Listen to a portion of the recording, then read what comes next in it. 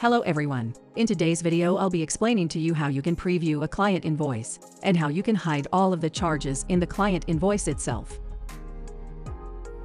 Now let's first talk about how you can hide all the charges in the client invoice itself if you don't want to show it to your client. Now if you scroll down below, there's an option in the end to hide all of these charges.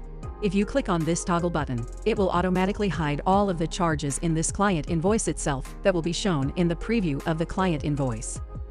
Now if you scroll up, there's an option to preview the client invoice.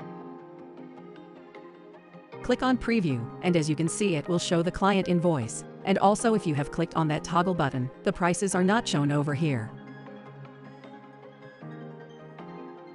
Now if you want to show those charges to your client, click on this toggle button again. This will show the charges in your client invoice. And if you scroll below again, click on Preview. And if you scroll down below, there's the total charges displayed on the bottom of the invoice. This is how you preview and hide charges in client invoice in PromoXCRM.